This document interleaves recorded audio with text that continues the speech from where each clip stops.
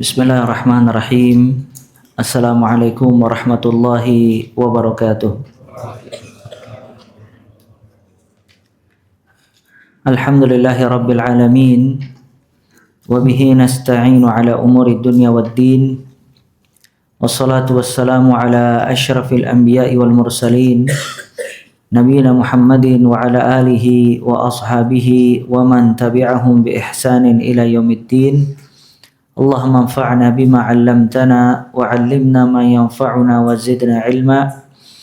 Allahumma rahmataka narju fala takilna ila anfusina tarfata 'ain wa aslih lana syu'unana kullaha la ilaha illa ant. Rabbana taqabbal minna innaka antas sami'ul 'alim wa tub 'alaina innaka antat tawwabur rahim. Allahumma ij'al a'malana kullaha salihah waj'alha liwajhika khalisa wa la taj'al li ahadin fihi syai'a. Rabbi shrah li sadri wa yassir li amri wahlul 'uqdatam min lisani yafqahu qawli. Thumma amma ba'd. Fa ya ayyuhal ikhwah rahimani wa rahimakumullah jami'an. Kita lanjutkan kajian kita membahas kitab Ad-Da' wad Dawa, buah karya dari Al-Imam Ibnul Qayyim Al-Jauzi rahimahullah rahmatan wasi'ah. Nah. Bismillahirrahmanirrahim. Dampak buruk maksiat dan dosa, poin ke-43. Maksiat membutakan hati dan melemahkan akal. Di antara dampak maksiat adalah membutakan hati. Sekiranya tidak sampai membutakan hati, maka maksiat akan melemahkan akalnya. Hal ini pasti terjadi. Sebelumnya sudah dijelaskan bahwasanya maksiat melemahkan hati. Jika hati menjadi buta dan lemah, niscaya ia tidak lagi mengenal petunjuk dan kehilangan kekuatan untuk merealisasikan petunjuk tersebut, baik untuk diri sendiri maupun orang lain. Sebab semua itu tergantung pada kelemahan pandangan hati dan kekuatannya. Sesungguhnya kesempurnaan manusia itu terdapat pada dua pokok: mengenal yang benar atau hak dari yang sesat atau batil, serta mengutamakan yang benar daripada yang batil. Tidaklah terjadi perbedaan kedudukan di antara para makhluk di sisi Allah, baik di dunia maupun di akhirat, melainkan sesuai dengan perbedaan kedudukan mereka pada dua perkara di atas. Dengan kedua perkara tersebut, Allah memuji para nabinya, sebagaimana disebut dalam firman-Nya, dan ingatlah hamba-hamba kami Ibrahim, Ishak, dan Yakub yang mempunyai kekuatan-kekuatan yang besar dan ilmu-ilmu yang tinggi.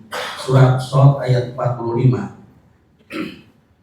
Lafaz al-aidi bermakna kuat dalam mewujudkan kebenaran, sedangkan lafaz wal absor bermakna pandangan, ilmu, dan pengetahuan dalam agama. Jadi Allah menyifati mereka dengan kesempurnaan pengetahuan terhadap kebenaran dan kesempurnaan dalam upaya mewujudkannya. Naam, di antara dampak dosa dan maksiat yang disebutkan oleh Ibnul Qayyim rahimahullah, yaitu al-ma'asi tu'mi al-qalb wa tud'if basiratahu. Maksiat melemahkan hati dan juga melemahkan al-basirah. Al-basirah itu cara memahami dan juga mengetahui satu perkara. Basar itu pandangan dari mata, sedangkan basirah itu pandangan lewat mata hati. Maka apabila seseorang bertakwa kepada Allah Azza wa Jal, dia akan memiliki hati yang baik, dan hati yang baik itu menumbuhkan basirah, sudut pandang yang baik. Maka maksiat ini yud'if al-qalb, dia melemahkan hati atau tu'mi al-qalb, membutakan hati. Ya, maka hati dia sekeras batu. Ya, dan juga yang harus kita ketahui, hukuman batin itu lebih berat dibandingkan hukuman zahir. Sebagian orang menyangka kalau musibah atau hukuman itu berkaitan dengan fisik. Dia diberikan oleh Allah kefakiran, dia diberikan oleh Allah penyakit, dia diberikan oleh Allah kesulitan hidup dan yang lainnya. Itu Bisa jadi uqubah, hukuman dan musibah. Cuman yang harus diketahui, hukuman yang lebih berat dan musibah yang lebih besar yaitu hukuman batin, hukuman yang berkaitan dengan hatinya. Karena kalau hatinya sudah dimatikan oleh Allah Azza wa Jal dan menjadi hati yang keras, hatinya dibutakan oleh Allah Subhanahu wa ta'ala, itu jauh lebih berat musibahnya dibandingkan musibah fisik zahir. Ya. Ahlul kitab, al-Yahud dan an-Nasara, dia dihukum oleh Allah Azza wa Jal. Salah satu bentuk hukumannya diberikan oleh Allah qaswatul qalb, hati yang keras. Dengan itu, dengan hati yang keras, mereka membunuh para nabi. Kemudian dengan hati yang keras, yuharrifunal kalim an mawadhi'ihi. Mereka mentahrif. Mereka merubah ayat-ayat Allah Azza wa Jal sebagaimana yang mereka inginkan. Yahudi, mereka yang berkata tentang Allah Azza wa Jal, yadullahi maghlulah, tangan Allah itu terikat. Maksudnya tangan Allah terikat, Allah bakhil, pelit di dalam memberi. Ya, Yahudi yang mengatakan seperti itu. Mereka yang menisbatkan anak untuk Allah Azza wa Jal. Uzair ibnullah, mereka mengatakan kalau Uzair itu anak laki-laki Allah Azza wa Jal. Nasara mengatakan kalau Isa anak Tuhan. Kenapa bisa sampai kepada derajat tersebut? Karena mereka dihukum oleh Allah Azza wa Jal dengan hukuman batin, yaitu qaswatul qalb, hati yang keras, hatinya dimatikan oleh Allah dan tidak memiliki basirah, sudut pandang yang benar apa yang diinginkan oleh Allah dan apa yang diinginkan oleh Nabi SAW. Allah berfirman tentang mereka, fabima naqdihim mitsaqahum la'annahum waja'alna qulubahum qasiyah.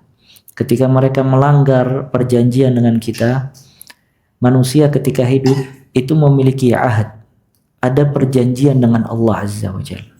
Allah Ta'ala meminta janji kepada manusia ketika dia hidup agar mereka menjadi hamba Allah seutuhnya.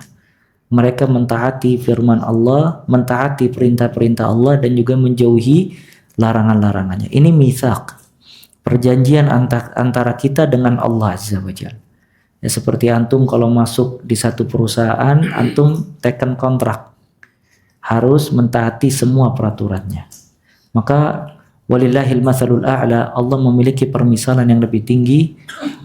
Manusia ketika hidup di dunia, dia ada mitsaq, ada perjanjian antara dia dengan Allah Azza wa Jalla, yaitu dia harus menjadi hamba Allah seutuhnya, taat kepada Allah dengan menjalankan perintah dan menjauhi larangan. Ketika dia melanggar perintah tersebut, dia dihukum oleh Allah Azza wa Jalla. Kata Allah, fabima naqdihim mitsaqahum, ketika mereka melanggar perjanjian mereka, la'annahum, kami laknat mereka, wa ja'alna qulubahum qasiyah, kami jadikan hati mereka itu keras. Thumma qasat qulubuhum min ba'di dzalik fahiya kal hijarati aw ashaddu qaswah. Kemudian hati mereka menjadi keras setelah itu, kerasnya seperti batu, au ashaddu qaswah, atau lebih keras dibandingkan batu. Nah, ini bahayanya maksiat. Tu'mi al-qalb. Ya, dia membutakan hati, dan manusia hidup bi qalbi. Manusia menuju kepada Allah dengan hatinya. Ya, kemudian tud'if basiratahu, melemahkan sudut pandangnya dan cara berfikirnya. Ya, ini bisa dipahami ya, dampak dosa yang dimaksudkan oleh Ibnul Qayyim rahimahullah. Kemudian Ibnul Qayyim mengatakan, fa inna al-kamal al-insani madaruhu ala aslain. Sesungguhnya manusia sempurna dengan dua hal. Ya, kata Ibnul Qayyim, ma'rifatul haq minal batil, mengetahui yang hak dari yang batil. Ya, dia harus mengetahui yang hak dari yang batil. Pertama, dia mempelajari yang hak untuk dia amalkan. Yang kedua, dia mempelajari yang batil untuk dia jauhkan. Ya, maka ma'rifatul haq minal batil mengenal yang hak dari yang batil itu salah satu sebab manusia menjadi sempurna.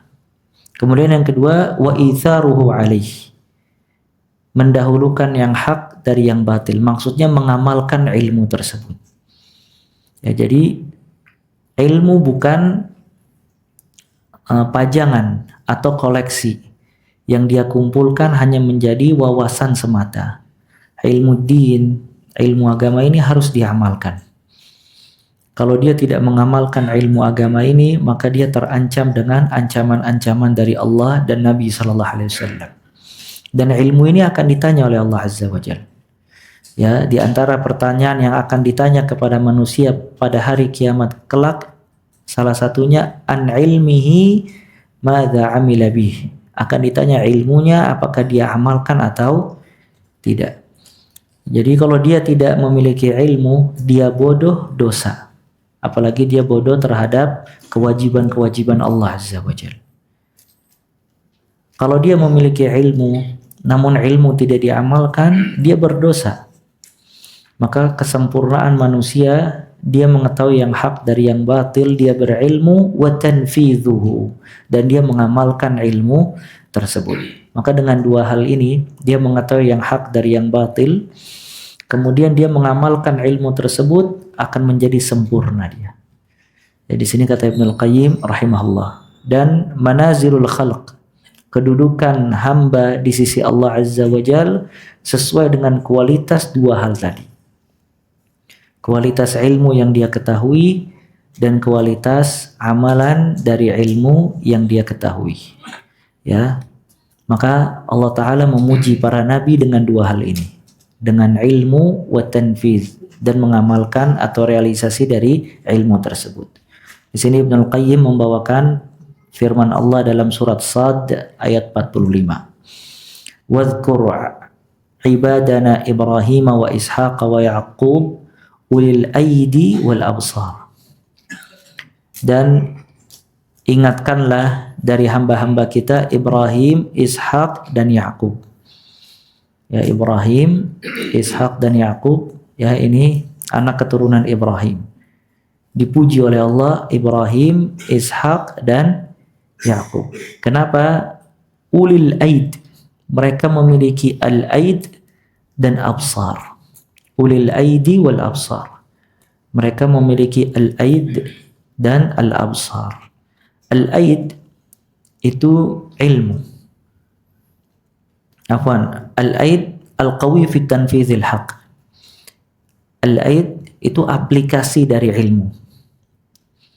Sedangkan al-absar al-basair fid din, sudut pandang yang benar dalam bab agama. Jadi dipuji Ibrahim, Ishaq dan Yaqub karena kekuatan mereka, ya, dan konsisten mereka dalam mengamalkan yang hak, dan mereka memiliki sudut pandang yang baik dalam agama ini. Ya. Maka ini kekuatan manusia. Ya, di sini juga semakin seseorang menjadi hamba Allah yang saleh dengan ilmu dan amal, dan semakin Allah memberikan kepada dirinya sudut pandang yang benar dalam kehidupan ini. Itu taufik dari Allah Azza wa Jalla. Dan semakin jauh dia dari Allah Subhanahu wa Ta'ala, semakin banyak dia bermaksiat, maka semakin dibutakan mata hatinya dan dijauhkan dari sudut pandang yang benar dan sikap-sikap yang sesuai dengan Al-Quran dan juga As-Sunnah. Ya, ini dampak dari dosa dan maksiat. Ya. Nah, dalam hal ini manusia terbagi menjadi 4 kelompok. Kelompok pertama adalah para nabi alaihimussalam, yaitu kelompok manusia yang paling terhormat dan paling mulia di sisi Allah Subhanahu wa Ta'ala. Kelompok kedua adalah lawan dari kelompok pertama, yaitu orang yang sama sekali tidak mempunyai pengetahuan dalam agama dan tidak memiliki kekuatan untuk menerapkan kebenaran. Mereka adalah mayoritas makhluk yang ada. Melihat mereka membuat mata, jiwa, dan hati menjadi sakit. Mereka membuat bumi terasa sempit dan harga semakin mahal. Tidak seorang pun yang mendapatkan faedah persahabatan dengan mereka kecuali orang-orang yang hina dan rendah. Kelompok ketiga adalah mereka yang mengetahui kebenaran namun lemah dan tidak mempunyai kekuatan untuk mewujudkan dan mendakwahkan kebenaran tersebut. Ini adalah keadaan mukmin yang lemah. Mukmin yang kuat lebih baik dan lebih dicintai Allah dibandingkan mukmin yang lemah. Dan kelompok keempat adalah mereka yang mempunyai kekuatan, tekad dan semangat namun lemah dalam pengetahuan agama. Hampir-hampir mereka tidak bisa membedakan antara wali Allah dan wali syaitan. Mereka menyangka bahwa setiap yang hitam adalah kurma dan setiap yang putih adalah lemak. Akibatnya mereka menganggap infeksi sebagai lemak dan obat yang manjur sebagai racun. Nah, kemudian Ibnu Qayyim rahimahullah, beliau menjelaskan dalam bab ini manusia terbagi menjadi 4 macam. Yang pertama para nabi dan para rasul. Karena kedudukan manusia yang paling terbaik itu para nabi dan para rasul. Dan di antara nabi rasul yang paling terbaik ulul azmi. Ulul azmi itu ada 5. Nabi Nuh alaihissalam, Ibrahim, Musa, Isa, dan terakhir Nabi Muhammad alaihi wassalatu wassalam. Dan yang paling terbaik dari ulul azmi adalah nabi kita Nabi Muhammad sallallahu alaihi wasallam. Dan para nabi, para rasul itu menjadi terbaik karena Mustafa. Mustafa itu dipilih langsung oleh Allah Azza wa Jalla. Allah berfirman, "Innallaha astafa minal malaikati rusulan wa minan nas." Allah Ta'ala memilih langsung utusan-utusannya dari kalangan para malaikat dan dari kalangan manusia. Setelah para nabi dan para rasul, yang paling terbaik itu yang menyerupai para nabi dan para rasul. Siapa mereka? Para ulama. Ya, maka kedudukan ilmu ini kedudukan yang sangat tinggi. Karena dia yang menyerupai para nabi dan para rasul. Ya. Maka dikatakan al-ulama warathatul anbiya. Ulama itu pewaris para nabi. Innal anbiya'a lam yuwarrithu dinaran wala dirhama. Sesungguhnya para nabi itu tidak mewariskan dinar dan dirham. Innama warathul ilm. Sesungguhnya mereka mewariskan ilmu. Faman akhadahu akhadha bihadzin wafirin.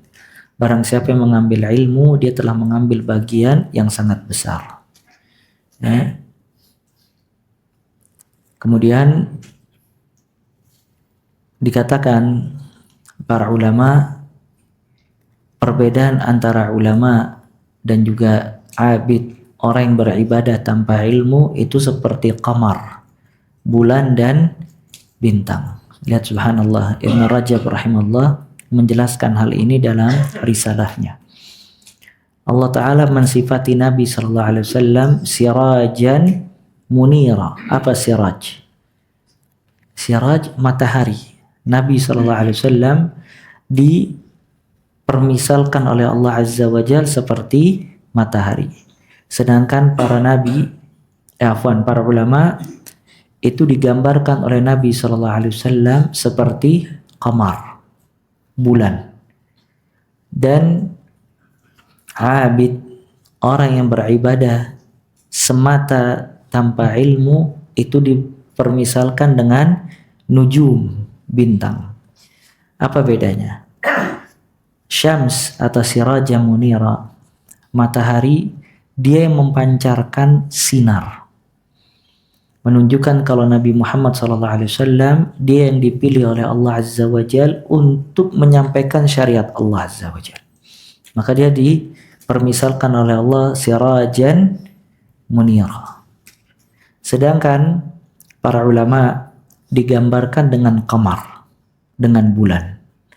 Karena bulan itu mendapat sinar dari matahari. Dan bulan dia menyinari juga kepada manusia pada malam hari. Maka ulama dia menjalankan estafetnya dakwah Nabi Muhammad SAW. Namun dia tidak mendatangkan perkara yang baru. Sebagaimana bulan dia mendapatkan sinarnya dari matahari, maka ulama dia menjelaskan dan menyampaikan syariat yang dibawa oleh Nabi SAW. Maka dia bermanfaat. Kenapa? Karena dia memberikan cahaya di kegelapan malam hari kepada manusia. Sedangkan abid, orang yang beribadah tanpa ilmu, dia kan najm. Dia seperti bintang. Bintang salah satu fungsinya perhiasan langit. Dia enak dipandang, orang-orang senang melihat dia beribadah. Namun bintang tidak memberikan cahaya, maka dia tidak ada manfaat buat manusia karena dia tidak memiliki ilmu dan tidak berdakwah di jalan Allah Azza wa Jalla. Maka ini menunjukkan makanatul ulama, kedudukan ulama yang sangat tinggi. Ya, maka kata Ibnu Mubarak rahimahullah, la ara manzilatan ba'da nubuwati afdal min bathil ilm. Aku tidak melihat kedudukan yang lebih besar setelah kenabian kecuali menyebarkan ilmu syar'i. Ya, ini menunjukkan keutamaan orang yang berilmu dan juga ulama. Nah, dia juga menjadi utama karena dua hal tadi. Dia memiliki ma'rifatul haq minal batil, mengetahui yang hak dari yang batil. Kemudian yang kedua tanfiz, dia dapat merealisasikan hak dan menyebarluaskan hak tadi. Dan manusia yang paling terburuk adalah yang tidak mengetahui hak dari yang batil dan tidak mengaplikasikan yang hak tadi. Sampai kata Ibnu Qayyim, ini sebagian besar manusia dalam keadaan tersebut. Ya, nah. Tidak ada yang layak menjadi pemimpin agama dari 4 kelompok di atas kecuali kelompok yang pertama. Allah Subhanahu wa taala berfirman, dan kami jadikan di antara mereka itu pemimpin-pemimpin yang memberi petunjuk dengan perintah kami selama mereka sabar. Mereka meyakini ayat-ayat kami. Surat As-Sajdah ayat 24. Allah mengabarkan bahwa dengan kesabaran dan keyakinan, orang-orang itu akan mendapatkan kepemimpinan dalam agama. Mereka lah yang dikecualikan Allah dari orang-orang yang berugi, yang Allah telah bersumpah wal asr, yaitu demi waktu. Ketika aktivitas seseorang dapat merugi atau beruntung.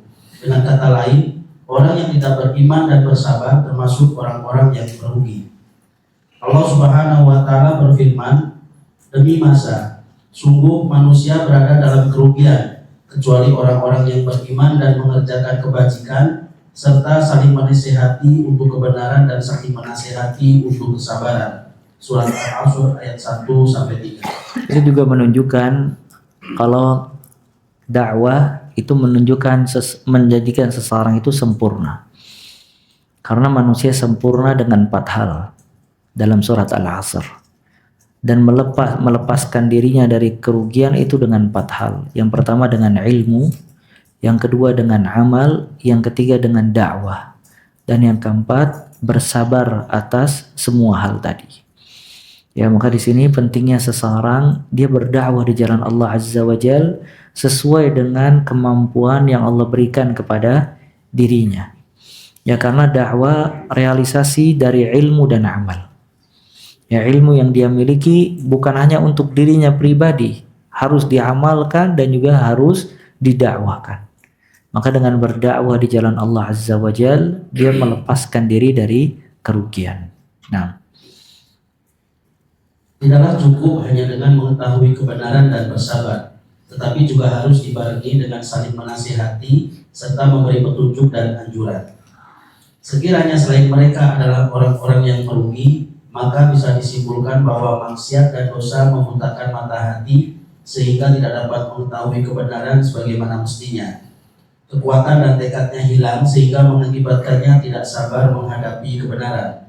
Bahkan jika hal ini terjadi terus-menerus, pengetahuannya akan terbalik, sebagaimana jalannya juga menjadi terbalik. Ia melihat perkara yang batil sebagai kebenaran dan kebenaran sebagai kebatilan. Perkara yang ma'ruf menjadi munkar dan perkara yang munkar menjadi ma'ruf. Perjalanannya menjadi terbalik.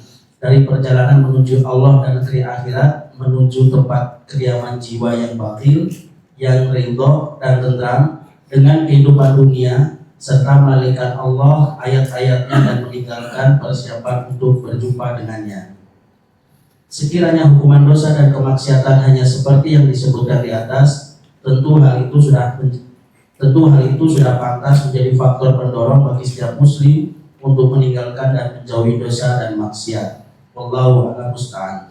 Nah, ini juga paragraf ini menjelaskan kalau misalnya dia terus berbuat dosa dan maksiat, maka in'ikas, akan berubah semua keadaannya. Artinya yang sebenarnya manusia itu mengharapkan dari kehidupan ini untuk bisa nyampai kepada keridhaan Allah dan selamat di kehidupan akhirat. Cuman karena dia berbuat dosa dan maksiat, akhirnya dia ridha dengan kehidupan dunia, lupa dengan kehidupan akhirat. Kemudian dengan dosa dan maksiat melemahkan hati, membutakan hati, maka dia tidak tahu mana batil, mana hak, mana ma'ruf, mana mungkar. Kadangkala dia bisa jadi terbalik, yang batil jadi hak, yang hak jadi batil. Ya. Dan seterusnya ya dari dampak dosa dan maksiat.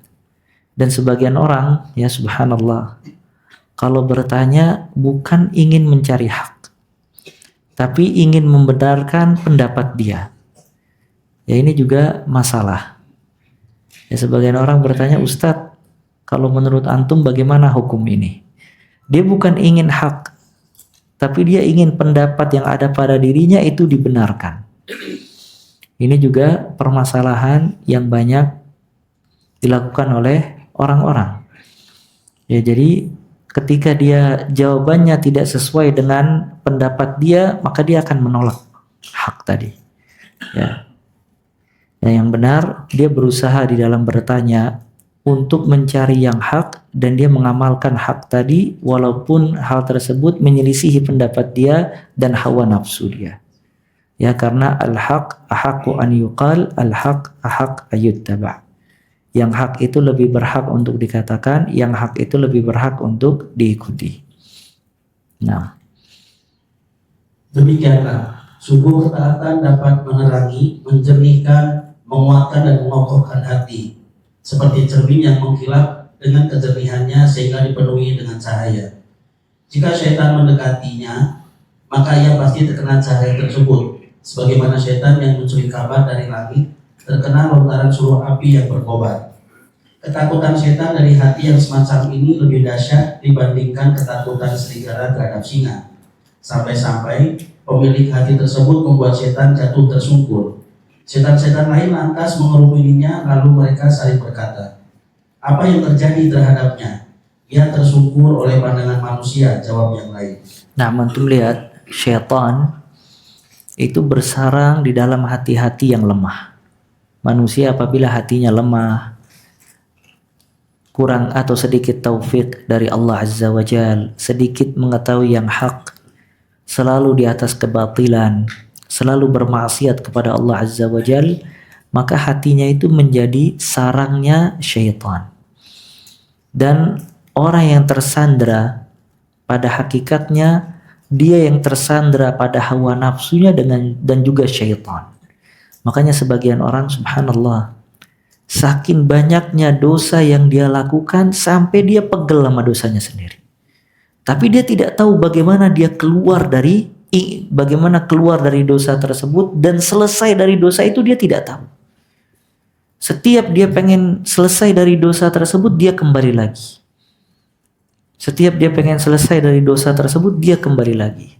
Nah ini orang yang seperti ini, orang yang tersandra dengan siapa? Syaitan dan hawa nafsu. Ya, kayak maling yang udah ditangkap, dia dimasukkan penjara. Dia nggak bisa keluar dari penjara. Di setiap sudut mesti dia dipantau. Sulit untuk keluar. Nah itu kalau dia dipenjara oleh manusia. Nah cuman manusia ada yang dipenjara dan disandra oleh syaitan. Makanya dia diikat oleh syaitan dengan syahwat dan syubhat, disandra dengan hawa nafsunya. Jiwanya sebenarnya letih dengan maksiat tadi dan capek. Dan jiwanya letih dengan ghaflah, kelalaian. Jiwanya letih dengan syahwat. Namun karena dia sudah tersandra dengan syaitan, dia tidak bisa keluar. Dan yang paling kasihan, nasallallahu alaihi, orang tersebut senantiasa disandra oleh syaitan sampai akhir hayatnya. Sampai akhir hayat dia tidak bisa keluar dari genggaman tangan syaitan tadi. Nah maka ini dimaksudkan oleh Ibnul Qayyim, kalau seandainya dia belajar ilmu, dia mengetahui yang hak dan dia mengamalkannya, maka syaitan akan melepaskan dia. Bahkan lama-kelamaan syaitan itu lari dari dirinya. Maka benar subhanallah, Ibnul Jauzi rahimahullah dalam kitabnya Talbis Iblis. Talbis Iblis ini kitab yang menjelaskan tentang tipu daya iblis. Dijelaskan oleh beliau apa saja tipu daya iblis ya kepada orang-orang yang berilmu, orang-orang yang ibadah, ahlul hadis dan yang lainnya. Ibnul Jauzi mengatakan di awal kitab, tipu daya iblis pertama kali yang paling besar menjauhkan manusia dari ilmu. Kalau orang jauh dari ilmu, maka paling mudah disandera oleh iblis dan juga syaitan. Namun kalau dia berilmu dan mengamalkan ilmu tersebut dan selalu meningkatkan kualitas ilmunya dan selalu meningkatkan amal salehnya, itu yang paling sulit digoda oleh iblis dan bala tentaranya. Maka disebutkan di dalam hadis dhaif riwayatnya dan juga disebutkan dalam syair, alim wahid asyaddu ala syaitan min alfi abid. Satu orang yang berilmu itu lebih berat oleh syaitan dibandingkan 1000 orang yang beribadah. Karena orang yang beribadah tanpa ilmu bodoh. Ya, gampang ditipu oleh syaitan. Namun kalau ada orang yang berilmu, itu lebih berat oleh syaitan dibandingkan mereka semua. Orang yang berilmu, ketika dia bermaksiat, dia tahu bagaimana cara bertaubat. Maka dia bisa kembali kepada Allah Azza wa Jalla. Orang yang berilmu ketika dia mengambil hak orang lain, dia tahu bagaimana mengembalikannya. Orang yang berilmu ketika berbuat salah dengan sesama manusia, dia tahu harus minta maaf. Dan seterusnya. Maka ilmu ini nur, cahaya. Orang yang seperti ini lebih sulit digoda oleh iblis dan syaitan dibandingkan orang-orang abid, orang-orang bodoh yang beribadah tanpa ilmu. Nah. Duhai pandangan hati yang bebas bercahaya, hampir-hampir syaitan terbakar karena cahayanya. Samakah hati seperti ini dengan hati yang gelap dari segala sisinya, saling berselisih keinginannya yang dijadikan oleh syaitan sebagai negeri serta tempat tinggalnya. Pada pagi hari, syaitan mengucapkan kepadanya, kamu ditebus teman berdamping yang tidak menguntungkan di dunia maupun di akhirat. Akulah temanmu yang selalu menyertaimu di dunia, sedangkan di padang mahsyar engkaulah teman berdamping di segala tempat. Jika engkau berada di negeri tempatnya kesengsaraan, berarti kita bersama-sama dalam kesengsaraan dan kehinaan. Allah Subhanahu wa Ta'ala berfirman, dan barang siapa berpaling dari pengajaran Allah yang Maha Pengasih yaitu Al-Quran, kami biarkan syaitan menyesatkannya dan menjadi teman karibnya.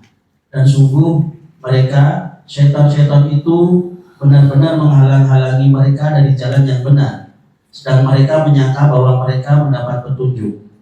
Sehingga apabila orang-orang yang berpaling itu datang kepada kami pada hari kiamat, dia berkata, sekiranya jarak antara aku dan kamu seperti jarak antara timur dan barat. Memang syaitan itu teman yang paling jahat bagi manusia, dan harapanmu itu sekali-kali tidak akan memberi manfaat kepadamu pada hari itu, karena kamu telah menzalimi dirimu sendiri. Sesungguhnya kamu pantas bersama-sama dalam azab tersebut. Surat Az-Zukhruf ayat 36 sampai 39. Allah Subhanahu wa Ta'ala mengabarkan bahwa barang siapa yang berpaling dari zikirnya, yaitu kitabnya yang diturunkan kepada Rasulnya, lalu dia berpaling buta terhadapnya dan terhalang pandangannya dari memahami, merenungkan serta mengetahui maksud Allah yang tertera di dalamnya, maka Allah akan mendatangkan syaitan baginya sebagai hukuman atas keberpalingannya dari kitabnya. Syaitan tersebut akan menjadi teman yang senantiasa menyertainya, baik dalam perjalanan ataupun tidak. Syaitan itu adalah kawan dan penolongnya. Sungguh syaitan adalah seburuk-buruk penolong dan sejahat-jahat kawan. Antum lihat subhanallah dalam surat Zukhruf ayat 36 sampai 39 Allah berfirman, wa may ya'shu 'an dzikrir rahman nuqayyid lahu syaitanan fahuwa lahu qarin. Barang siapa yang berpaling dari mengingat Allah, dari kitabnya Al-Quran, kalau dia berpaling dari Al-Quran maka dihukum oleh Allah dengan dua. Nuqayyid lahu syaitanan, kami gandengkan dia dengan syaitan. Yang kedua, fahuwa lahu qarin, dan dia menjadi teman dekat syaitan. Maka manusia antara dua keadaan gak ada yang ketiga. Imma dia dekat dengan kitabullah azza wa jal, maka Allah akan memberikan taufik, Allah yang menjaganya, Allah yang menolongnya, Allah yang menyelamatkannya. Atau kalau dia berpaling dari kitabullah azza wa jal, maka digantikan dengan syaitan. Dia digandengkan oleh syaitan dan syaitan menjadi qarin. Antum tahu qarin? Qarin itu teman dekat. Ya. Nah, apa yang dilakukan oleh syaitan kalau sudah menggandeng manusia dan menjadi teman dekatnya? Wa innahum la yasuddunahum 'anis sabil wa yahsabuna annahum muhtadun. Maka syaitan akan menyesatkan mereka dari jalan Allah. Maka kalau sudah digandengkan oleh syaitan, syaitan menyesatkan dia dari jalan Allah. Wa yahsabun annahum muhtadun. Dan manusia menyangka kalau mereka di atas petunjuk. Maka disesatkan dia dari jalan Allah, kemudian ditipu ya oleh syaitan kalau dia berada di atas kebenaran. Dia dibutakan oleh syaitan tadi. Lihat, dia berpaling dari kitabullah, digandengkan oleh syaitan, dijadikan teman dekatnya, maka syaitan menyesatkan dia dari jalan Allah dan namun dia menyangka kalau dia di atas kebenaran. Sampai di hari kiamat, hatta idza ja'ana, ketika mereka datang kepada kita, manusia itu datang menghadap Allah azza wa jal, dia baru mengetahui penyesalannya karena dia tertipu oleh syaitan. Dia berkata, qala ya laita baini wa bainaka bu'dal masyriqaini fa bi'sal qarin.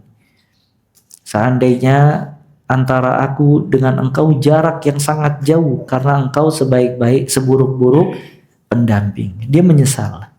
Makanya manusia menyesali ketika dia tertipu oleh syaitan. Allah menjelaskan hal tersebut dalam surat Qaf, dalam surat Al-Hasyr. Semua manusia yang ditipu oleh syaitan pada hari kiamat datang, dia menyesali dan menyalahkan syaitan. Namun Allah tidak menerima lagi alasan tersebut. Dan syaitan pun berlepas diri. Syaitan berkata kepada manusia yang sudah ditipu, fala talumuni walumu anfusakum. Jangan kamu salahkan aku, salahkan diri kalian sendiri. Kenapa mengikuti aku? Dan Allah berfirman, fakana aqibatahuma annahuma finnari khalidaini fiha. Maka hukuman buat manusia dan syaitan tadi, mereka berdua sama-sama dimasukkan ke dalam api neraka. Ya, maka tidak ada manfaat penyesalan manusia ketika dia mengetahui kalau selama dia hidup dia tertipu oleh syaitan. Wala yanfa'ukumul yaum, kata Allah, tidak akan bermanfaat alasan kalian pada hari ini idz zalamtum, ketika kalian berbuat zalim, annakum fil azabi mushtarikun. Kalian sama-sama mendapatkan azab. Ya, ini tipu daya syaitan ketika dia berpaling dari kitabullahi azza wa jal. Nah. Dua anak susuan dari satu ibu saling bersumpah dengan sumpah darah, selamanya tidak berpisah. Selanjutnya Allah Subhanahu wa taala menggambarkan bahwa syaitan mencegah kawannya tersebut dari jalannya yang mengantarkan kepadanya dan surganya. Sementara itu, orang sesat yang tercegah tadi menyangka bahwa ia tengah berada di atas jalan kebenaran. Saat keduanya dihadirkan pada hari kiamat, berkatalah salah seorang dari mereka, sekiranya kita terpisah sejauh timur dan barat, kamu adalah seburuk-buruk teman bagiku di dunia. Kamu menyesatkanku dari petunjuk ketika ia datang kepadaku. Kamu mencegahku dari kebenaran dan memalingkanku hingga aku binasa. Kamulah seburuk-buruk teman untukku pada hari ini. Dan juga yang paling bahaya, seseorang itu menyangka kalau dia di atas kebenaran sedangkan dia tersesat. Seperti perkataan ini, wa yahsabuna annahum muhtadun. Mereka menyangka kalau mereka mendapatkan petunjuk. Dan Allah berfirman dalam surat Al-Kahfi, qul hal nunabbiukum bil akhsarina a'mala alladzina dhalla sa'yuhum fil hayatid dunya wa yahsabuna annahum yahsinun wa yahsabuna annahum wa yahsabuna annahum yuhsinuna sunnah. Mereka menyangka kalau mereka telah berbuat kebajikan. Nah, maka ini juga pelajaran kalau kacamata kebenaran itu bukan pendapat pribadi, bukan hawa nafsu. Tapi kacamata kebenaran itu adalah sesuai dengan Al-Quran dan juga As-Sunnah. Maka diajarkan oleh Nabi SAW doa Allahumma arinil haqqa haqqan warzuqna ittiba'ah wa arinal batila batilan warzuqna ijtinabah.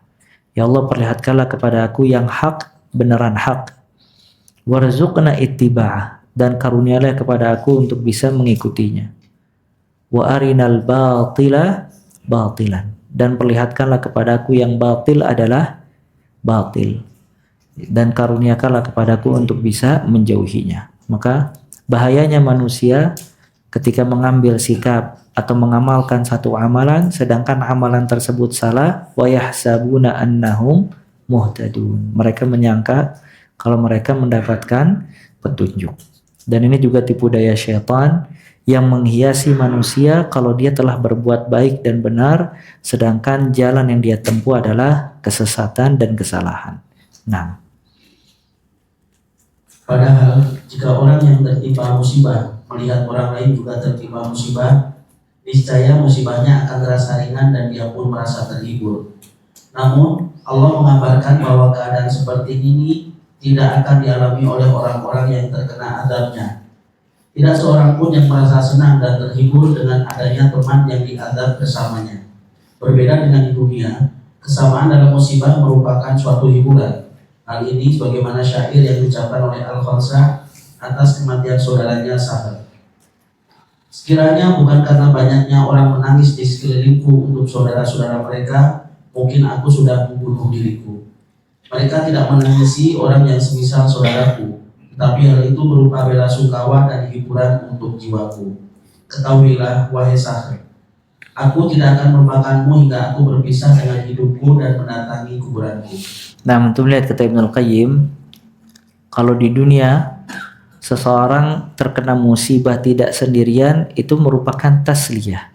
Kadang mengurangi rasa sedih dia dan beban dia. Ya, kalau misalnya memang satu orang berkumpul atau jalan-jalan, kemudian semua di antara mereka qadarallah barangnya hilang. Cuman karena semuanya ikut hilang jadi agak sedikit bebannya. Karena dia ngelihat kawan-kawan yang lain juga terkena musibah yang sama dengan dia. Ya, tapi kalau dia sendirian yang lain gak hilang, kadang menyedihkan dia. Tapi lihat di akhirat nggak seperti itu. Di akhirat semua orang yang diazab oleh Allah Azza wa Jal dengan banyaknya jumlah manusia yang diazab itu tidak akan menghilangkan kesedihan mereka dan tidak akan mengurangi beban mereka. Nah, ini syaitan ketika dikatakan oleh Allah annakum fil azabi mushtarikun. Syaitan yang menggandeng manusia, yang menipu manusia hingga manusia tertipu, di akhirat mereka berdua diazab oleh Allah. Baik syaitan, baik Nah, kalau di dunia musibah bersama mengurangi beban, tapi di akhirat tidak. Ya, semua yang diazab oleh Allah Azza wa Jal tidak mengurangi beban dan kesedihan dan kepedihan mereka sama sekali. Dan itu maksud firman Allah, annakum fil azabi mushtarikun. Kalian sama-sama diazab oleh Allah Azza wa Jalla. Naam. Allah Subhanahu wa taala mencegah kelegaan dan kegembiraan bagi ahli neraka. Sebagaimana firman-Nya, dan harapanmu itu sekali-kali tidak akan memberi manfaat kepadamu pada hari itu, karena kamu telah menzalimi dirimu sendiri. Sesungguhnya kamu pantas bersama-sama dalam azab itu. Surat Az-Zukhruf ayat 39. Nah, kita cukupkan sampai di sini ya ikhwah. Kita azan dulu. Wassallallahu wasallam wa baraka ala abdika rasulika Muhammad wa akhiru da'wana alhamdulillahi rabbil alamin. Nah, ada pertanyaan sebelum ditutup, ada yang ditanyakan, tafadhal. Ya, tafadhal, Pak Adi. Ustaz, Allah Subhanahu wa taala menggambarkan beberapa karakteristik orang jahiliyah. beberapa karakteristik orang jahiliyah, di mana di saat dia di daratan mereka lupakan Allah. Kemudian di saat berada di tengah lautan dan diberi ujian, mereka benar-benar ingat kepada Allah dan memohon kepada Allah. Tetapi sampai di daratan mereka kembali lagi lupa. Nah, fenomena seperti ini tidak jarang juga, mungkin Anda juga termasuk saya. Di saat Allah memberikan kenikmatan, kita tidak begitu ingat dengan Allah.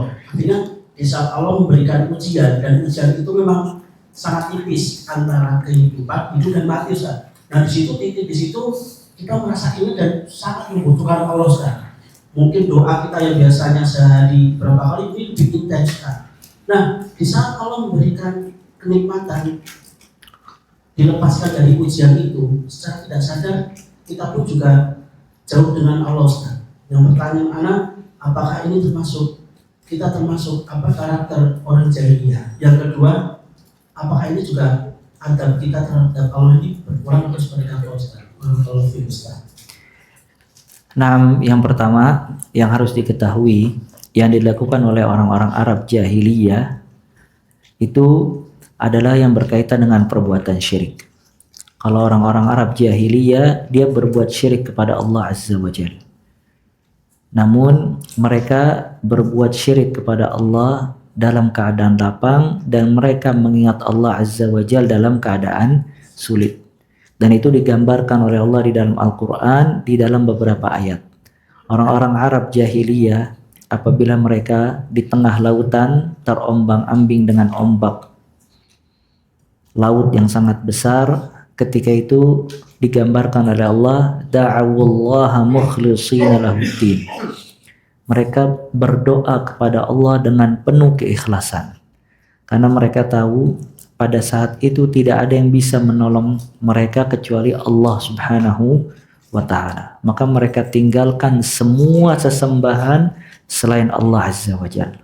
Namun ketika mereka diselamatkan oleh Allah ke daratan, mereka kembali lagi berbuat syirik kepada Allah Subhanahu wa ta'ala. Maka ini yang dilakukan oleh orang-orang Arab jahiliyah, yang mereka berbuat syirik kepada Allah dalam keadaan lapang, dan mereka kembali kepada Allah dan berdoa kepada Allah di tengah-tengah kesulitan. Ya, makanya Syekh Muhammad bin Abdul Wahhab rahimahullah mengatakan dalam kitabnya Al-Qawaid Al-Arba', kalau orang-orang musyrik pada zaman sekarang lebih parah dibandingkan orang-orang musyrik di zaman jahiliyah. Karena zaman jahiliyah dia berbuat syirik kepada Allah di kala lapang dan mengingat Allah di kala sulit. Sedangkan orang musyrik di zaman sekarang, mereka lupa kepada Allah baik di kala lapang maupun di kala sulit. Di kala sulit mereka datang ke dukun, di kala lapang mereka berterima kasih ke dukun.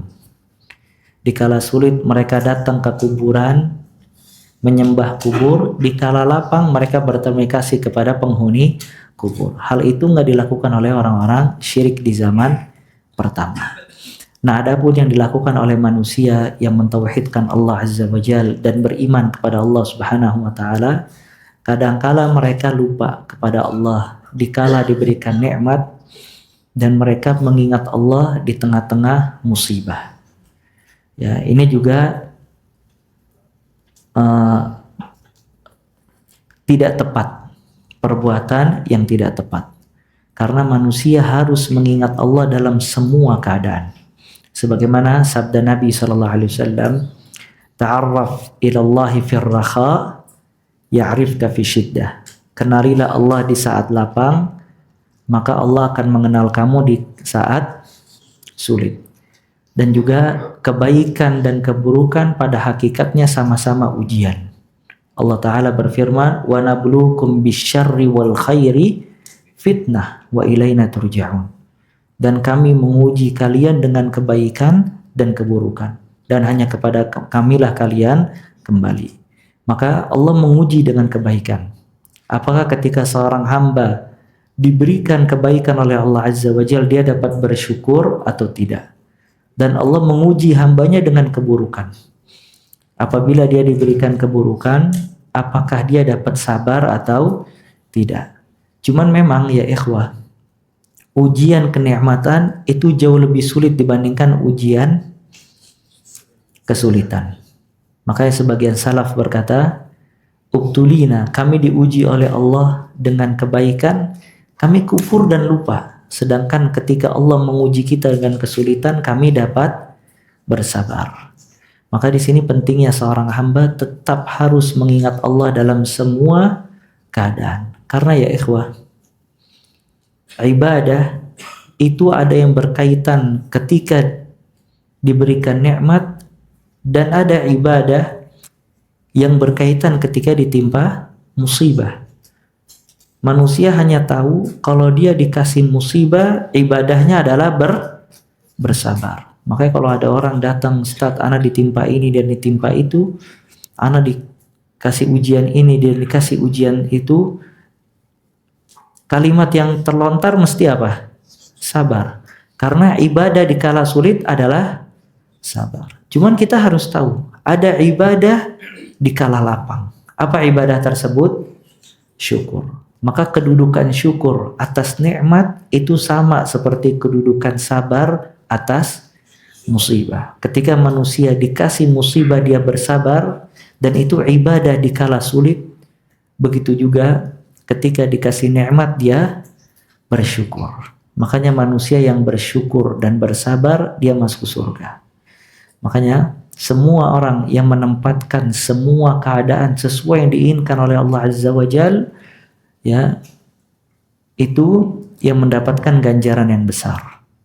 Ya, dan ini kita jelaskan, Ibnu Al-Qayyim rahimahullah menjelaskan dalam kitabnya Al-Wabilus Sayyib minal Kalimit Tayyib min alamatis sa'adah, di antara tanda kebahagiaan seseorang, ya, yaitu dia bersyukur atas nikmat, bersabar atas musibah. Allah menuntut kita ketika kita diberikan nikmat untuk bersyukur, dan syukur ibadah dikala diberikan nikmat.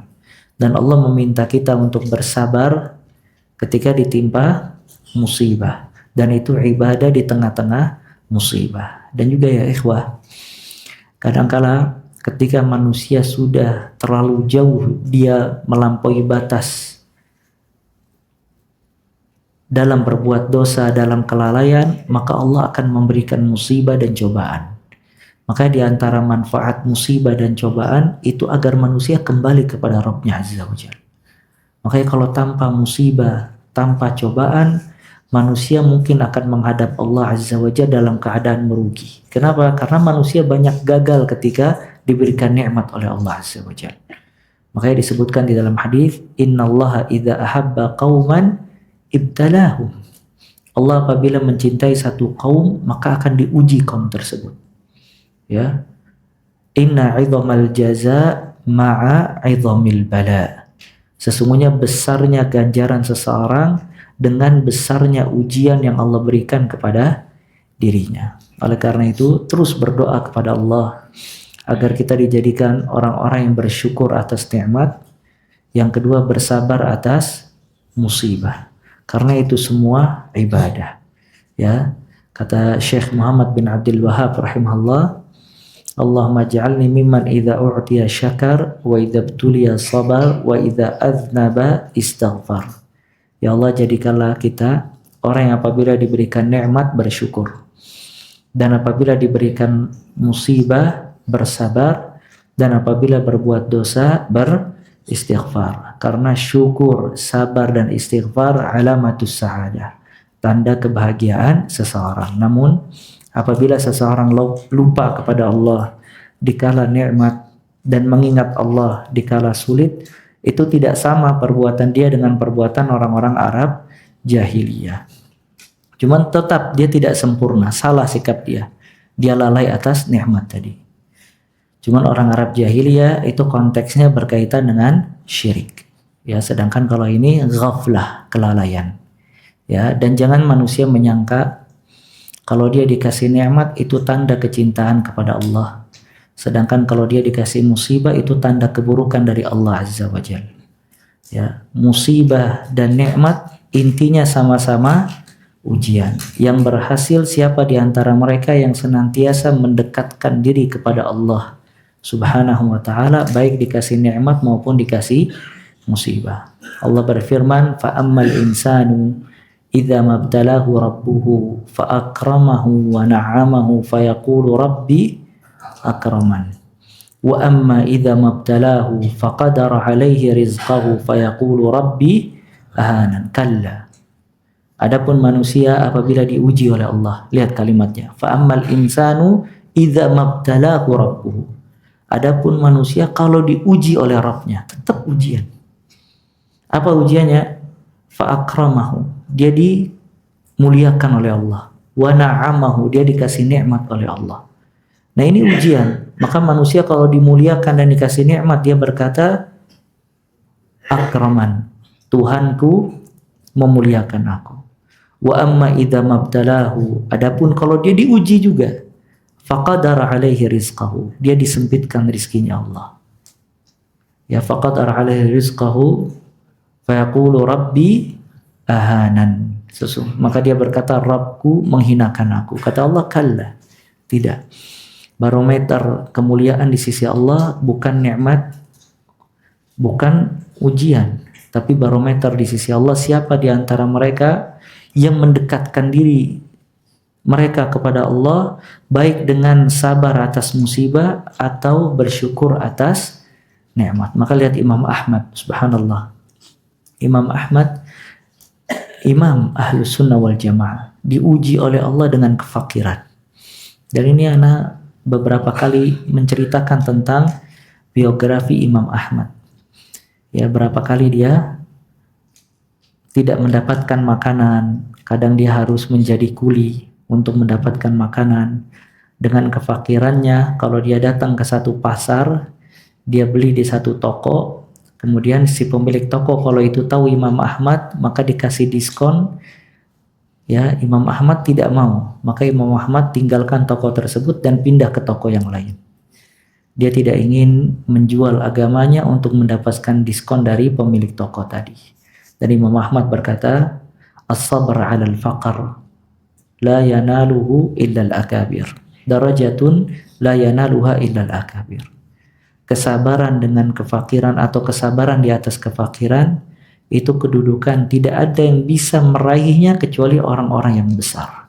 Imam Ahmad menjadi imam bukan dengan hartanya, bukan dengan kedudukannya, bukan dengan jabatannya. Dia menjadi imam Ahlus Sunnah wal Jamaah. Sampai sebagian mengatakan kedudukan Imam Ahmad di zaman fitnah Al-Quran makhluk itu seperti Abu Bakar ketika orang-orang murtad meninggalkan zakat. Sampai teman dekatnya, kalau nggak salah Yahya ibn Ma'in, ya Yahya ibn Ma'in, teman dekat Imam Ahmad, mengatakan kalau misalnya Imam Ahmad di zaman Bani Israel, mungkin dia menjadi nabi di zaman Bani Israel. Saking kuatnya ibadahnya, ketakwaannya, dan luasnya ilmunya. Tapi dia diangkat bukan dengan nikmat duniawi, bahkan dia diangkat menjadi imam dengan kefakirannya dan kesabarannya atas kefakiran tadi. Makanya siapa di antara kita yang lebih bertakwa kepada Allah, baik dengan harta atau kedudukan yang Allah berikan, atau dengan kefakiran dan kekurangan yang Allah berikan, maka dia yang lebih utama di sisi Allah Subhanahu wa ta'ala. Seperti itu ya Pak. Wallahu a'lam bishawab. Satu lagi, fadhal akh. Bismillah. Assalamualaikum warahmatullahi wabarakatuh. Waalaikumsalam. Izin bertanya Ustaz, bagaimana cara untuk kita bisa istiqomah mengamalkan ilmu yang kita pelajari dan sudah kita ketahui? Karena terkadang saya pribadi ketika mengamalkan ilmu yang satu, kemudian meninggalkan ilmu atau amal yang lainnya yang sebagaimana sudah dilakukan atau diamalkan sebelumnya. Mohon nasihatnya Ustaz, bagaimana kita kiat-kiat agar kita bisa menjaga amal agar istiqomah, dan mohon diingatkan doa-doa harian yang bisa diamalkan setiap hari yang diajarkan oleh Nabi kita Muhammad SAW. Jazakallahu khairan, barakallahu fiik. Nah, istiqamah itu amalan yang agung, amalan yang besar, dan masuk yang paling sulit untuk dikerjakan oleh seorang muslim. Sampai kata Nabi SAW, istaqimu walan tuhsu, Istiqomahlah kalian dan kalian tidak akan bisa. Maksudnya untuk selalu konsisten seperti itu sangat sulit, butuh waktu dan butuh proses. Ibnul Mubarak rahimahullah, dia mengatakan, darabtu nafsi ala qiyamil lail 20 sanah fasalaitu qiyamal lail 20 sanah. Aku melatih diriku untuk bisa sholat malam 20 tahun dan aku baru bisa sholat malam 20 tahun berikutnya, ya. Nah, maka karomah yang paling terbesar itu adalah istiqamah. Sebagaimana kata Ibnu Taimiyah rahimahullah, a'zamul karama al-istiqamah. Karomah yang paling besar adalah seseorang bisa istiqamah di atas jalan Allah Azza wa Jalla. Ada kiat-kiat istiqamah. Yang pertama, seseorang senantiasa berdoa kepada Allah Azza wa Jalla. Karena hati ini milik Allah, taufik ini milik Allah, kemudahan ini milik Allah. Yang menjadikan kita cinta dengan iman dan amal adalah Allah. Yang membantu kita untuk melawan hawa nafsu kita adalah Allah. Dan yang membantu kita untuk melawan godaan syaitan adalah Allah Ta'ala. Makanya seorang hamba terus berdoa kepada Allah dan meminta kepada Allah agar dia dikasih oleh Allah istiqamah. Imam Al-Hasan Al-Basri rahimahullah setiap membaca firman Allah, innal ladzina qalu rabbuna Allah tsumma istaqamu. Sesungguhnya orang-orang yang berkata Rabb kami adalah Allah kemudian mereka istiqamah, maka Al-Hasan Al-Basri membaca doa, Allahumma anta rabbuna farzuqnal istiqamah. Ya Allah, engkau Rabb kami, maka karuniakanlah kepada kami istiqamah. Ya. Kemudian baca doa Nabi sallallahu alaihi wasallam, Allahumma ya muqallibal qulub tsabbit qalbi ala dinik wa ya musarrifal qulub sarrif qalbi ala ta'atik. Kemudian juga minta hidayah, Allahumma hadini wa saddidni. Allahumma inni as'alukal huda was sadat. Allahumma hadini wa tsabbitni. Allahumma inni as'alukal huda was sabat. Dan juga ada doa Syaddad ibn Aus, ya, yaitu doa yang panjang cuman di awalnya Allahumma inna nas'aluka ats-tsabata fil amr wal 'azimata 'ala rusyd. Ya Allah, aku memohon kepada Engkau ats-tsabat, ketetapan di atas satu perkara, wal 'azimah, keinginan kuat untuk selalu menggapai kebenaran. Dan doa-doa yang lain baik di dalam Al-Qur'an maupun di dalam As-Sunnah. Kemudian yang kedua, di antara kiat istiqamah ikhlas di dalam beramal. Ya, seseorang dalam beramal jangan ada riya, ada sum'ah, ada pandangan manusia sedikit pun. Namun dia beramal, dia menginginkan wajah Allah dan kecintaan kepada Allah Azza wa Jalla.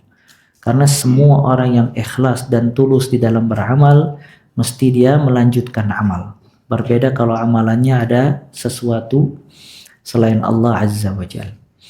Kemudian juga di antara kiat istiqamah, dia banyak membaca Al-Qur'anul Karim. Ya, karena Al-Quran kitab mubarak, kitab yang penuh dengan keberkahan. Semakin banyak orang membaca Al-Quran, maka semakin dekat kepada Allah Azza wa Jalla. Dan semakin dimudahkan dia untuk beramal amalan saleh tadi. Kemudian di antara kiat istiqamah, yaitu mujalasatus salihin, duduk dengan orang-orang saleh. Ya, kalau kita nggak duduk dengan orang-orang saleh, maka sulit kita untuk istiqamah. Di sini juga pelajaran bagi orang yang ingin istiqamah di dalam menjalankan perintah Allah dan menjauhi larangannya, dia harus mengganti circle. Circle itu teman main dan teman duduknya. Jadi kalau sebelumnya dia duduk dengan orang-orang peminum khamar, dia ingin meninggalkan itu, dia harus tinggalkan teman-temannya. Kalau sebelumnya dia duduk dengan orang-orang yang lalai, dia harus tinggalkan teman-temannya tadi, dan seterusnya. Nah, kemudian yang terakhir, ada satu kiat yang banyak ditinggalkan oleh manusia atau belum paham bagaimana cara supaya dia istiqamah. Dan ini kiat ini disebutkan oleh para ulama di dalam kitab-kitab hadis. Kalau antum baca kitab hadis, ada judulnya Al-Iqtisad fil Amal. Kesederhanaan di dalam beramal. Apa maksudnya? Al-Iqtisad fil Amal. Antum baca Riyadhus Shalihin, di situ ada bab diberikan oleh Al-Imam An-Nawawi rahimahullah, Al-Iqtisad fil Amal, kesederhanaan di dalam beramal. Maksudnya, seseorang apabila dia ingin istiqamah, dia mulai amalan yang mampu dia kerjakan sesuai dengan kondisi dia. Ya, karena fa innallaha la yamal hatta tamallu. Allah tidak pernah bosan menerima amal kalian sampai kalian sendiri yang bosan. Dan kemudian amalkan amalan fima tutiqun yang kalian mampu untuk mengamalkannya tadi. Nah, misalnya dalam puasa. Sebagian orang ketika semangat langsung puasa Daud. Ustadz, ana pengen puasa Daud. Subhanallah, akhirnya dia tidak dapat menjalani puasa Daud kecuali sepekan. Ya, istirahatnya 1 tahun. Nggak puasa dia. Karena dia nggak ada kesederhanaan di dalam beramal. Baca Al-Quran, sekalinya semangat dia langsung 5 juz. Ya, kemudian istirahatnya 5 bulan. Jadi 1 bulan 1 juz. Nah, ini dan seterusnya. Maka di sini pentingnya al-iqtisad fil amal. Dia mulai dari yang kecil sampai terbesar. Kalau seandainya dia tidak mampu untuk mengamalkan amalan yang besar, yang kecil tapi terus-menerus lebih baik daripada yang terbesar tapi terputus. Dia tidak dapat puasa kecuali Senin Kamis. Dia udah berusaha untuk menambah dalam 1 bulan ayyamul bid. Tapi subhanallah tidak mampu. Tapi Senin Kamis ini tidak terputus. Itu lebih baik daripada dia mengamalkan sekaligus tapi terputus. Dia setiap hari katakanlah 1 juz atau setengah juz. Dia pengen nambah 2 juz, gak mampu dia. Karena pekerjaan, keluarga, dengan yang lainnya. Namun yang kecil ini karena dia sudah latih tidak pernah terputus, itu lebih baik. Ini namanya iqtisad fil amal. Makanya dulu ada sahabat, dia menghatamkan Al-Quran, sering menghatamkan Al-Quran dan cepat. Ditegur oleh Nabi SAW. Kata Nabi SAW, iqra'ul Quran fi kulli syahr. Kamu baca Al-Quran tiap bulan aja dihatamin. Kata dia, ana masih mampu ya Rasulullah. Maka kalau gitu 2 minggu. Ana masih mampu ya Rasulullah. Kalau seperti itu 1 pekan. Ana masih mampu ya Rasulullah. Kalau seperti itu 5 hari. Ana masih mampu ya Rasulullah. Kata Nabi SAW, jangan kamu hatam lebih dari kurang dari 3 hari. Akhirnya dia menghatamkan setiap 3 hari. Dengan berjalannya waktu, dia mengatakan, kalau seandainya aku mengambil keringanan yang diberikan oleh Rasul SAW. Artinya pada 1 hari dia merasa sulit untuk menghatamkan per 3 hari. Cuman sahabat, dia tidak ingin meninggalkan amalan yang sudah dia kerjakan. Dengan seberat apapun juga dia tetap mengerjakannya. Cuman dia mengingat wasiat Nabi SAW yang disuruh menghatamkan sebulan dan seterusnya. Maka kata dia, kalau seandainya aku mengambil wasiat Nabi dahulu, itu lebih mudah bagi diriku. Dan maka di sini Nabi SAW mengajarkan sahabatnya untuk mengamalkan dari yang termudah. Karena amalan itu sedikit dilakukan terus-menerus lebih baik daripada banyak terputus. Maka kata Nabi SAW, ahabbul a'mal ilallah adwamuha wa inqal. Amalan yang paling dicintai oleh Allah yang dilakukan terus-menerus walaupun sedikit. Dan disebutkan karena Rasul sallallahu alaihi wasallam amaluhu daumah. Rasul sallallahu alaihi wasallam amalannya itu konsisten dan terus-menerus. Makanya manusia tercela kalau dia menjadi mantan orang yang beramal. Nasallallahu alaihi. Nabi sallallahu alaihi wasallam mengatakan kepada Abdullah, "Ya Abdullah, la takun mithla fulan kana yaqumul lail fataraka qiyamal lail." Wahai Abdullah, jangan kamu jadi seperti fulan. Dulu dia sholat malam, kemudian dia meninggalkan sholat malam.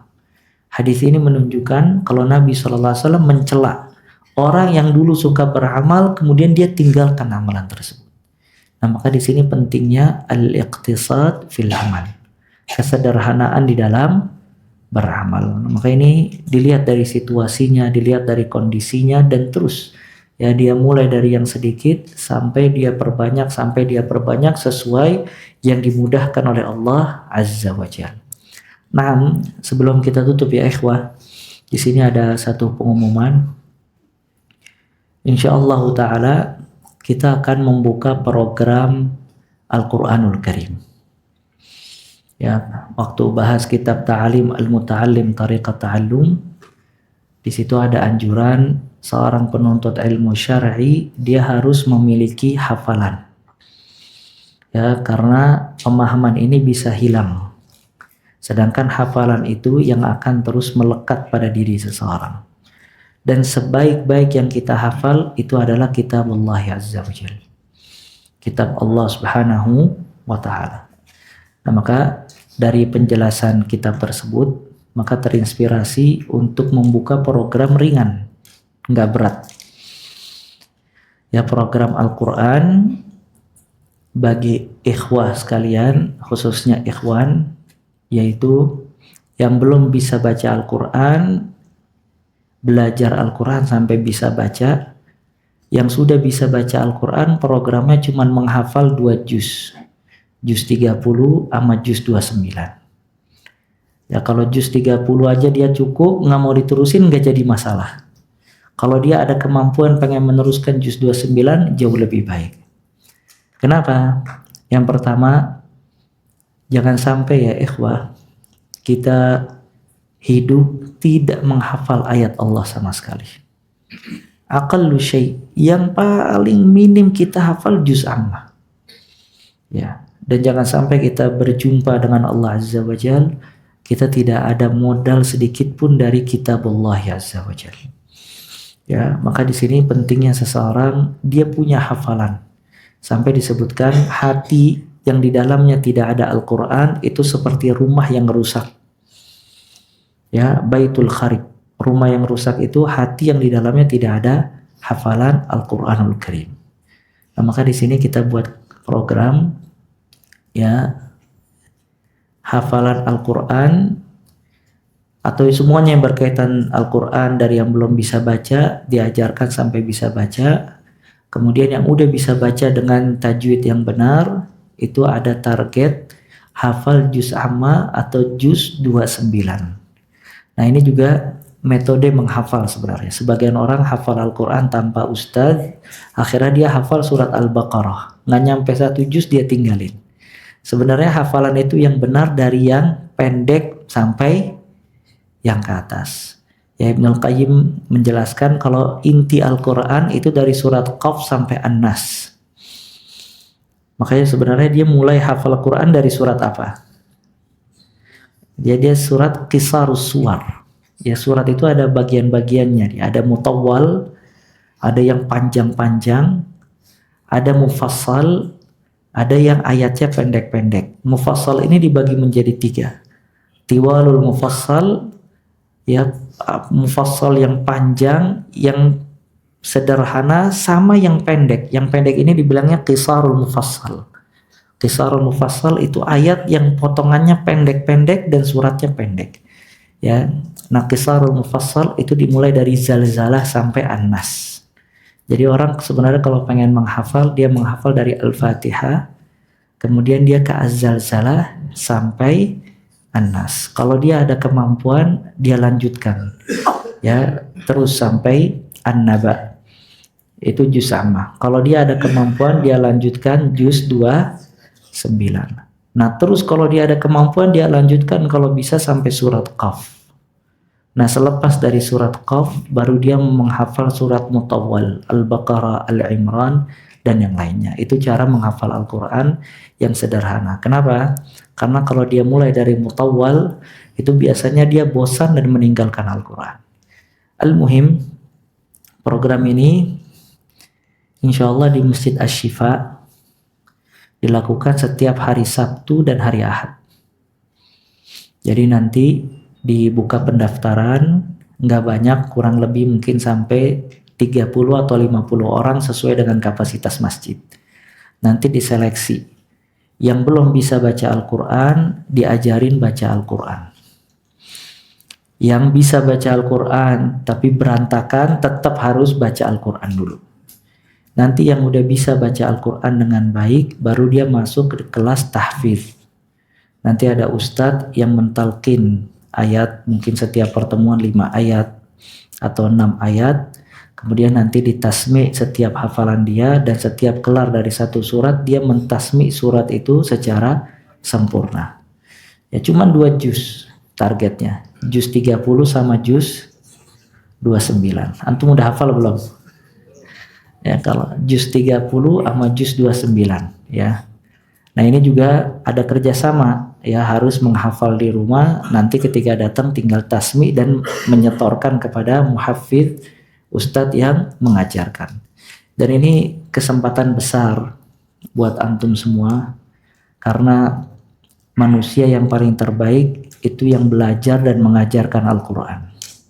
Kata Nabi SAW, khairukum man ta'allama al-Quran wa 'allamahu. Orang yang paling baik di antara kalian itu yang belajar Al-Quran dan mengajarkannya kepada orang lain. Subhanallah, hadis ini dari sahabat siapa? Antum kalau baca hadis ini dari sahabat Utsman ibn Affan.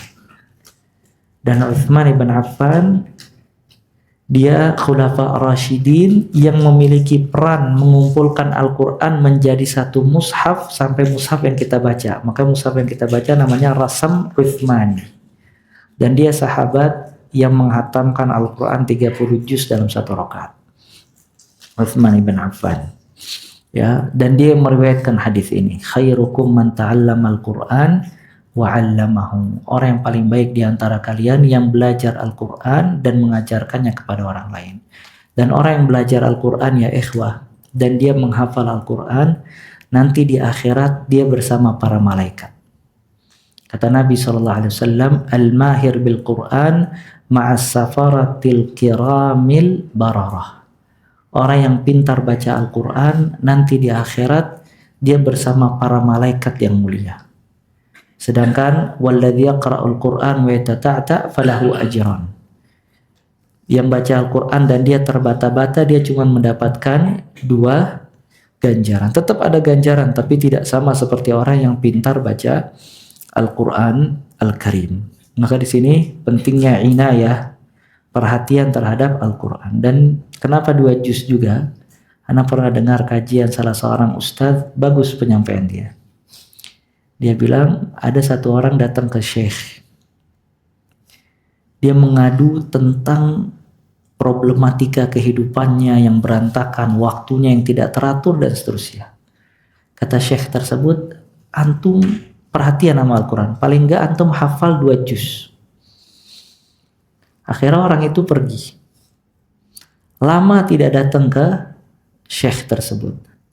Ketika datang ke syekh tersebut, dia mengatakan, subhanallah, ketika ana hafal 2 juz, semua urusan ana dimudahi oleh Allah SWT. Ya cuman 2 juz, maka antum bayangin bagaimana orang yang hafal 30 juz, kalau benar. Dia bilang semua dimana. Dan barokah Al-Quran ini. Antum hafal 2 juz, kalau antum murajaah di dalam sholat, antum bangun malam, antum bisa hafal baca juz amma sekaligus. Antum ketika sholat sunnah, orang-orang pergi, mungkin dia cuma baca kulhu, al-falak, an-nas. Antum bisa baca al-buruj, ama al-insyiqaq dalam 2 rakaat agak panjang. Sholat duha ada waktu setengah jam, antum bisa baca an-naba dengan an-nazi'at. Nanti di malam hari antum bisa baca juz 29, setengah juz dari Al-Muzammil sampai Al-Mursalat. Itu kalau antum mengamalkan itu, antum merasakan nikmat Al-Quran luar biasa. Ya, barokah. Dunia menjadi hina dan kecil ketika kita bermunajat kepada Allah dengan hafalan-hafalan tadi. Dan itu nggak bisa dirasakan bagi orang-orang yang tidak punya hafalan.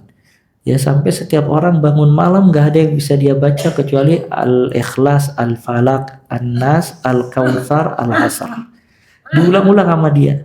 Ya cuma kalau dia punya hafalan yang banyak dan dia jaga hafalannya dan terus dia murojaah, dia pakai di dalam sholat, barokah. Ya dia cari apa lagi ya kalau sudah diberikan nikmat tersebut. Nah makanya ini program ringan ya, tafadhal bagi antum yang pengen ikut, nanti insya Allah pengumuman dan narasinya kita share di grup, dibuka pendaftaran ya, tidak banyak dan jangan lama-lama. Yaitu targetnya 1 tahun atau 1,5 tahun mungkin. Antum jangan nunggu 1 tahun. Kalau bisa setengah tahun selesai biar ganti orang lain yang masuk. Ya sesuai dengan semangat antum, kesungguhan antum. Ya mungkin ada nanti yang bisa sekali store 2 surat, 3 surat. Kalau udah selesai tinggal murojaah ya dan dia jaga hafalannya masing-masing karena kita hanya memfasilitasi untuk bisa menghafal paling tidak 2 juz.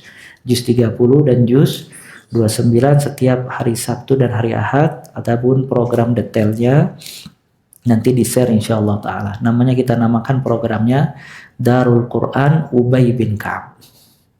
Kenapa Ubay bin Ka'ab? Karena Ubay bin Ka'ab radhiyallahu an, dia sahabat Nabi SAW, penulis wahyu yang hafal Al-Quran dan perhatian terhadap Al-Quran. Sampai subhanallah, pernah Nabi SAW meminta Ubay untuk mendengarkan Nabi membacakan Al-Quran. Kata Ubay, kenapa aku ya Rasulullah? Sedangkan Al-Quran ini diturunkan kepadamu. Kata Nabi SAW, bukan aku yang nyuruh, Allah Ta'ala. Kata Ubay, apakah Allah menyebut nama aku? Kata Nabi SAW, iya, Allah menyebut namamu. Maka Ubay menangis ketika itu. Disebut namanya oleh Allah Azza wa Jalla. Dan subhanallah, Ubay bin Ka'ab termasuk sahabat yang hafal Al-Quran di atas 50 tahun.